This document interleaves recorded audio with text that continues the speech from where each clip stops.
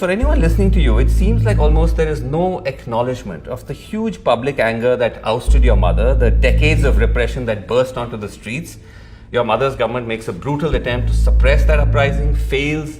She has to leave the country. No remorse for any of that? If you've listened to my statements online, I have said again and again, the Awami League mishandled the protests. Our government mishandled the protests.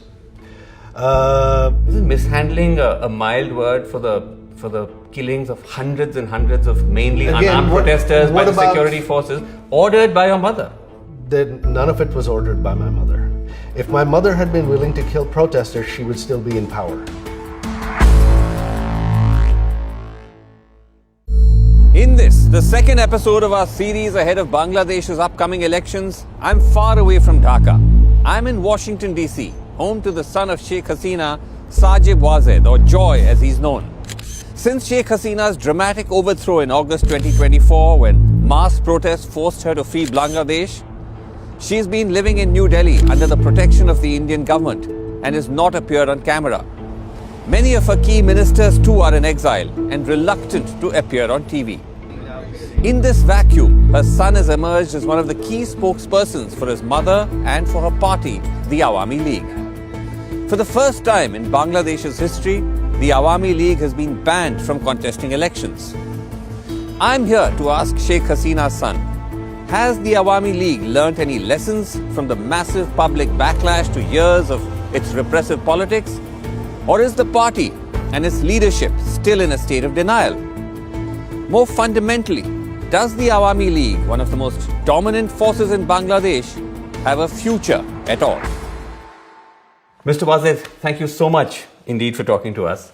Now, you've been saying that the ban on the Awami League from contesting these elections is undemocratic and illegitimate. And let's agree that sweeping bans on political parties are a bad idea. Many human rights watchdogs say that. But isn't there a great irony here? Because when you complain about rigged elections and unfair practices, that's exactly what the Awami League has been accused of doing for years in order to win elections. This is true, the accusation, but you look at the facts. Okay. The Awami League never banned anyone, first of all. We have never imposed a ban on any political party. It was a court decision, it was an appeal from a third party that upheld that Jamaat's constitution conflicted with our constitution. You're referring to the ban on the Jamaat-e-Islami, which is one of the major political parties in Bangladesh. Yeah, but the Awami League government never officially banned Jamaat. Okay, you didn't ban anybody, but at the same time, and this is just one of many different sources I'm going to cite. Human Rights Watch says that the Hasina-led government has effectively captured key institutions, including the Election Commission. The US State Department said that the 2024 elections, the last election, which you won with a landslide, your mother won with a landslide, was not free or fair. The UN's Human Rights Council said the Awami League's election victories were marred by irregularities, violence, and intimidation by security forces. I can keep going. No, I've heard them all. Look, if you look at before the 2018 elections, our polls, the Americans' opinion polls, showed the Awami League was going to win by a landslide. None of us wanted any irregularities. There were people in the administration that took it upon themselves. My mother and I, from the party side, we were furious. We wanted a clean election because we were going to win anyway. Our opinion polls, I myself run our polling for our party. We polled 160 constituencies. Right. In those 160 constituencies, which were the battleground out of 300, our minimum margin of victory was 30%. So there was absolutely no reason. Now the 2024 elections, there was no rigging. Now, unfortunately, our opposition decided to boycott. No, but hold on. The argument could be the opposition was boycotting because of the climate. The environment was such that it wasn't free and fair. They were saying that these were marred by violence, intimidation by security forces. The Election Commission has been captured by your mother's government. Those are very serious charges. The Election Commission was nominated and selected from a committee, not by our government. Okay. If you look at what's happening now, why are these same observers not saying anything? You have the elections with the major party banned. Yes. You've got now evidence is coming out online of postal ballots, hundreds of postal ballots being stuffed. So actually, Why some are of these bodies have questioned the ban. They have critiqued the ban. But as I said, that doesn't take away from the fact that the Awami League's own record when it comes to elections is marred not just by irregularities. These are serious malpractices. But I want to move on. I want to come back to the ban. Because one of the reasons for the ban is the government says you're inciting violence in these elections. And that's true, isn't it? Because you've said in interviews that we will not allow elections without the Awami League to go ahead. We will do whatever it takes.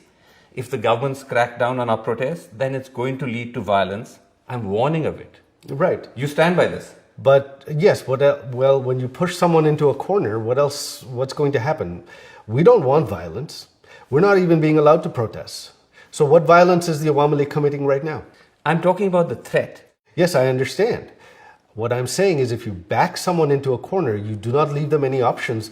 What are they going to do? The option could be to tell your protesters or your supporters not to respond to provocation. As a responsible political party, you can say, let me just make the argument. You can tell your supporters, don't take the violent path, regardless of the provocation. Because otherwise, you're actually making the government's case for them. Because they will look at what you're saying and say, listen, this is why we need to ban them, because the Awami League has gone rogue.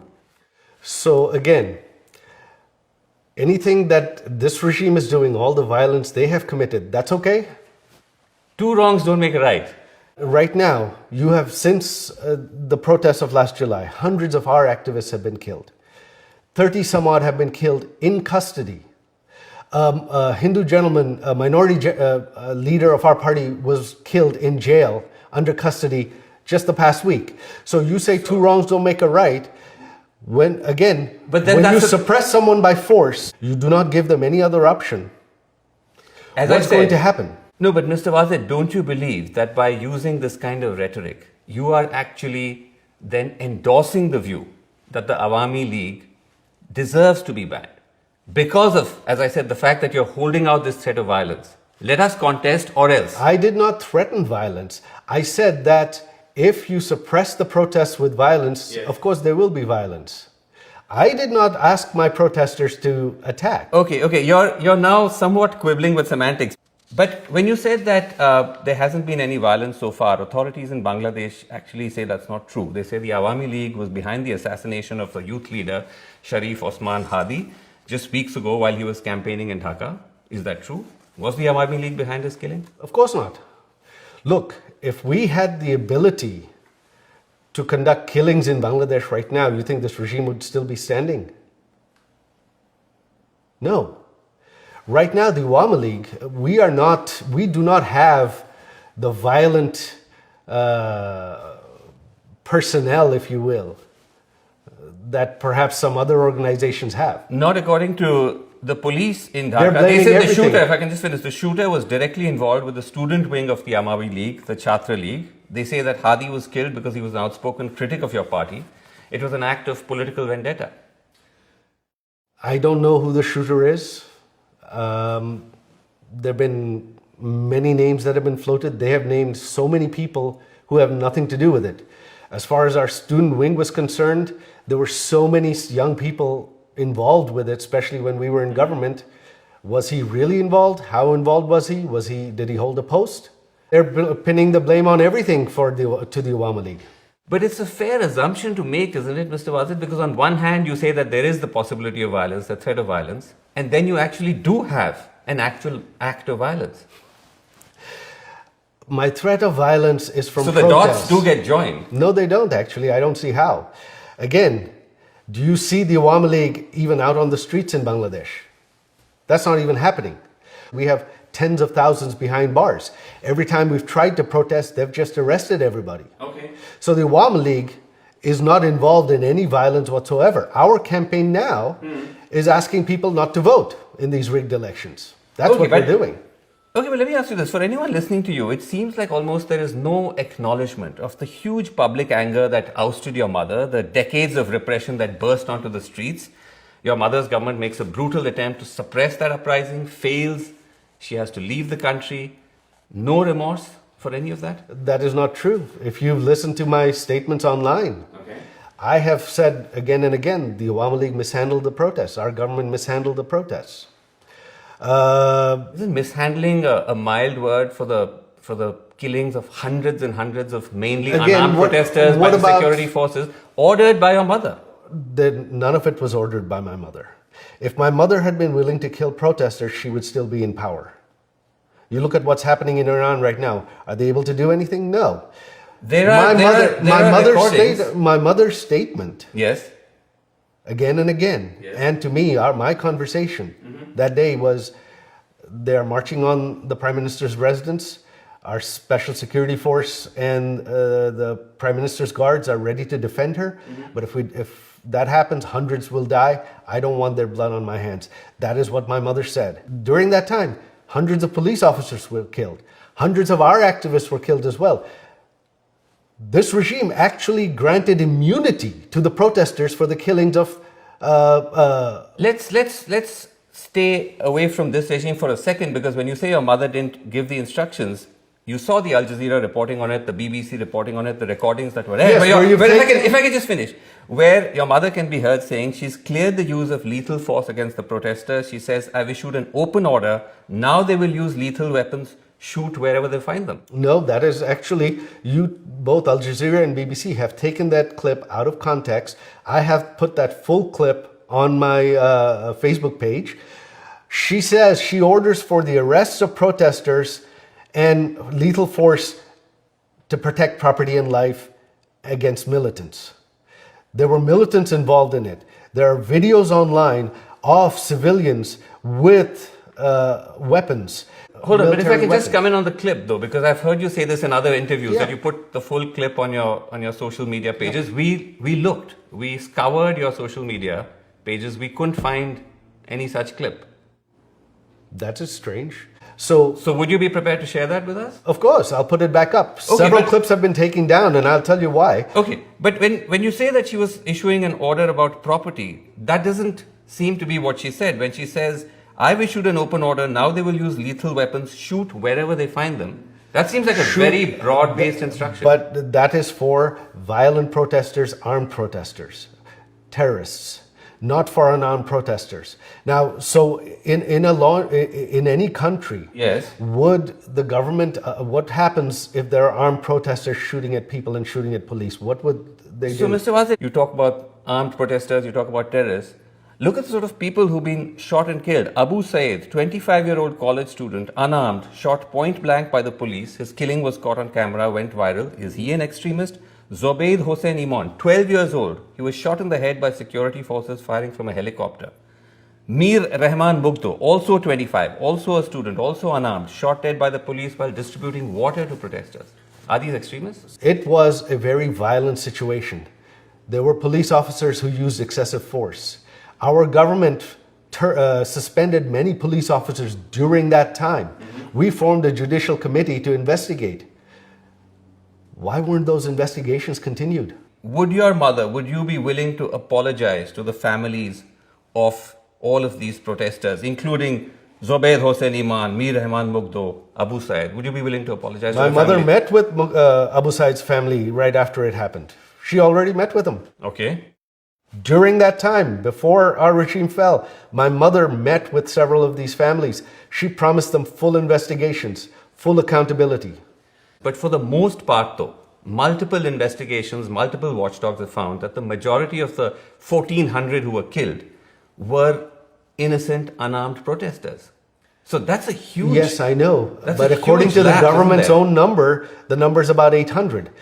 Which is also a big number. I understand, but the 1,400 number comes from until August 15th. Our government fell on August 5th. Who killed the people from August 5th to 15th? But Mr. Wazir, they're still finding bodies. I know. They're still finding mass graves which are connected to the uprising. That is completely being set up by this government. No, there are no mass graves. You're denying the mass graves? I have not heard of mass graves. Okay. Well, there's one that was just discovered with 114 bodies this month. What about the 500 people that were killed after our government fell? Who killed them? Why were who killed them? Again, respectfully, No, this is whataboutery, though. You're talking about the 1400 number. Look, justice must be equal. You cannot have one-sided justice.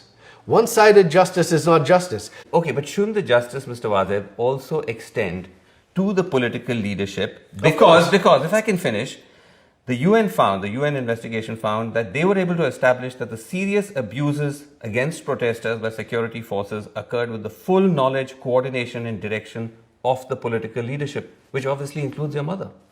That is a complete fallacy. I know the UN report is biased. Again, like I said, the UN report lists 1,400. It includes deaths after our government fell, and they've blamed our government for it. How is that a fair report? So you reject the UN report, you reject the BBC and Al Jazeera recordings. No, it's then a question of being very selective with what you accept and what actually, it's the BBC and Al Jazeera that have been selective. Okay. And we have provided full clips online. We have provided pictures online of other people that were killed. We have provided pictures and of police officers that were killed. As I said, those clips we are not able to find. We'll receive them from you. But I want to come back before I move on to the fundamental point you're making. You're saying that then your mother is not at all accountable for all of those killings. That is not what I'm saying. All of the excesses. No, that is not what I'm saying at all. State power. What I'm saying is this. We did not grant immunity to anyone. We wanted justice for everyone. Anyone who was responsible for any deaths. What you including have now, her. What about that justice? Because my mother did not order any killings. My mother did not want any deaths. As I said, there is the audio, there is the UN report. You reject both of them. No, the audio includes my mother. Okay, let me move on, Mr. Wadid, because it's not just charges of repression. Party leaders, including you, your family members, face allegations of embezzling billions of dollars from Bangladesh. You've personally been charged with accumulating illegal wealth running into millions of dollars, which Bangladeshi authorities say we've used to buy homes, including here in America. Right. Is that true? Where are these homes? You're in my house. This is the only home I own. I applied and got my US citizenship earlier this year. Now, if I had hidden wealth, if I had all these illegal properties, how would I receive US citizenship? The FBI investigated me. Where is it? Allegations are easy to throw around. They have not been able to name one business, one instance where any of my family has been involved in corruption. Okay, if that's the case, if the allegations are so bogus, why is it that your cousin Tulip Siddique, who's an MP in the UK, resigned as minister from the Starmer cabinet? Because she's also been accused of the same allegations. Yes, that was because of political embarrassment. This was a smear campaign against her. To date, the government of Bangladesh, this regime, the Anti-Corruption Commission, they have not provided one shred of documents, one shred of evidence. They have not even provided us anything. But surely, if it was so insignificant, the charges, someone who's a minister in the UK cabinet wouldn't have to resign. I mean, obviously that suggests that there must have been something substantial or something. No, she was cleared by the UK watchdog. They investigated her and cleared her. So how did the UK watchdog resign? She resigned to avoid embarrassment, to avoid embarrassing the government. But the UK watchdog cleared Tulip of any irregularities. How did they clear her? Okay, what about then the Awami League minister, the former minister, who was found to have 360 houses in the UK? Those properties are now being frozen.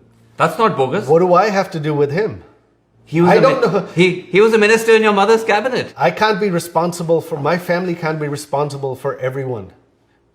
Now, but was your mother aware, was your government aware that you had a minister? Because this is the wider allegation, that it was not just the family, it was everyone. Were they aware that this gentleman was acquiring 360 houses in the UK? Bangladesh is a poor country. Well, from what I understand, though, that gentleman, his family is wealthy for generations. They have properties in the US, properties in the UK that they've been investing for years. That's what I know. So you're saying that all of these 360 houses were bought from his personal wealth, because the UK authorities don't think so. They froze them. Well, that I don't know. That's between... I can't keep track of him. This is all I know is that his family, they've been business people for decades. Did your mother take any action against him? We didn't know of these allegations until now. The allegations actually surfaced when you were in office, when your government was in office. The first reporting on it came out before the July uprising? It came out towards the end of 2023 and early 2024. Unfortunately, I don't know anything about that, so I can't really answer on that. But doesn't that concern you, though, that when you look at this sort of evidence, it does suggest that there was arguably very high-level corruption within your mother's government? Again, were there corrupt people there? Probably. But in any country, corruption 100% is impossible to control. We did try. We brought many people to justice. But again, my mother was focused on development.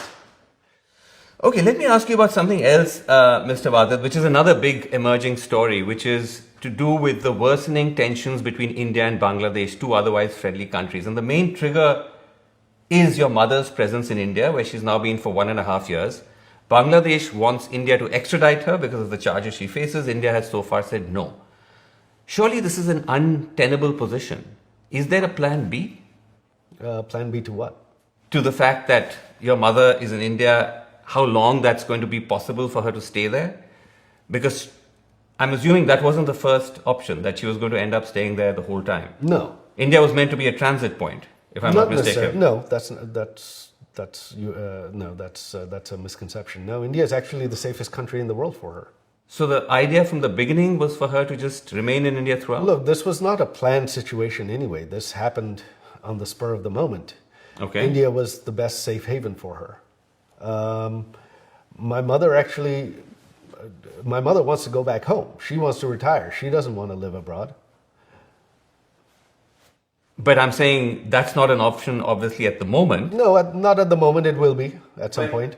But I'm saying that the time when you actually came, or when she came to India, the reporting was that she was looking for a safe haven in a country that would be less geopolitically sensitive than India, because her presence in India obviously escalates frictions with Bangladesh. And was the reason why she ended up staying there because no other country wanted her, because of all these accusations, because of all the charges? No.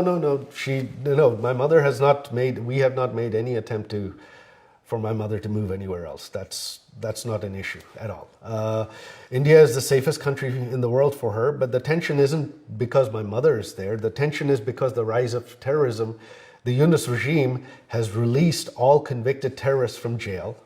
And India is concerned about terrorism on its eastern border. Pakistan has been given a free hand inside India. Actually, Mr. Wasid, the tensions are because Bangladesh is accusing your mother of making incendiary statements while on Indian soil. So that's a huge point of friction between both countries. So you're saying, as just one reason. The number two reason is the fact that India is refusing to extradite her. Right. So I'm saying those are major triggers. I know. So you're saying basically the Yunus regime is complaining that my mother is using her freedom of speech. They're so worried about my mother making statements. They're so afraid of them. Huh? I'm talking about the diplomatic friction between both countries. Right. And the reason I ask you this is because at the end of the day, this is realpolitik. And do you think it's tenable for India to withhold the extradition request indefinitely? Because ultimately governments change. The Indian government is already doing outreach with potential new rulers in Bangladesh. So there may come a time when they say, listen, we're not able to sustain this anymore. An extradition request involves a judicial process. In order for that to happen, the conviction has to be proven the evidence has to be provided in Indian court. And the regime in Bangladesh does not have any evidence against my mother. The conviction was a sham. It was rushed through. You're now talking about the conviction of your mother. She's been sentenced to death by a judicial proceeding in Bangladesh. Right, which was a sham proceeding. My mother was not even allowed to appoint her own lawyers. And the laws were changed, which this regime, in order to enable that trial, without parliament you cannot change laws. On the extradition process, the underlying judicial process has to follow due process. Without that, there can be no extradition. But ultimately, as you know, Mr. Wazir, these are also political calls, because when she came to India and she ended up staying there, that was a political decision of the government to allow her to do that. And I'm saying that politics is a fluid beast. Well, the reality can change. And I'm simply asking you that, is there a plan B? Actually, no. We are that confident in India. India has due process. India is not a kangaroo republic, a banana republic like Bangladesh is right now, and they will not extradite my mother. Are you saying you've been given an assurance by India? No, I'm not saying I've been given an assurance, but I know the judicial process. I spent 13 years of my life in India. Okay. India is a country of laws. Okay, let me end by asking you, is there a future for the Awami League in Bangladesh? Of course there is. The Awami League is not going anywhere. It's the oldest and largest party. Our vote share is 40-50%. What do you think? The 40-50% of the people are just going to stop supporting it? And in a country of 170 million people, you're talking about 60-70 million voters that are Awami League voters. You think they're just going to stop supporting the Awami League? I asked because you indicated that your mother is planning to retire from Yes. politics. So after this, I mean, if she was ever able to go back to Bangladesh, she's not going to be in the political space anymore? No, she's old. My mother's elderly. This was going to be her last term anyway. She wanted to retire. So this is in a sense the end of the Hasina era? Possibly, yes. Okay. So you're saying that if the Awami League does get a chance to re-enter Bangladesh politics, it'll be without her? Yeah. Interesting. Awami League is a political party. It's the oldest party. It's been around for 70 years. It will continue with or without her. No one lives forever. Why should young Bangladeshis, Mr. Bazad, many of whom were part of the uprising that ousted your government from power, ousted your mother from power, why should they trust your party? Then why don't we put it to a fair vote and let the people of Bangladesh decide? For 17 years, the development the Awami League provided, the stability and security the Awami League provided, the freedom, the stop to terrorism that the Awami League provided was unprecedented in Bangladesh's history. This is one fact that no one can deny, that the economic development, security and stability during my mother's 17 years was unprecedented in Bangladesh's history. I mean, if that was the case, then why would the people have taken to the streets to oust her? Surely there was something deeply wrong. But I leave you with that because you're saying that the Awami League is still the best antidote for the chaos of Bangladesh. There is undeniably going to be chaos after a revolution, but whether you are the cause for it or the cure is something that you will agree is a matter of debate. Look, 17 years, did our government make mistakes? Did our people in our government commit excesses? Yes. Right. I myself wasn't happy about many of them. I personally feel there were people in our government that should have been held accountable that weren't. Isn't that possible? But again, no, because look at the past 1.5 years. What do you have? Things are much, much worse. The economy has crashed. There's no law and order. Terrorists are running rampant. And now you have a completely rigged, farcical election. Okay, as I said, cause or the cure, that's a matter of debate. As I said, many would hold the Awami League guilty of those same charges as well. But thank you very much indeed for taking the time to talk to us. My pleasure. And taking our questions. Thanks very much.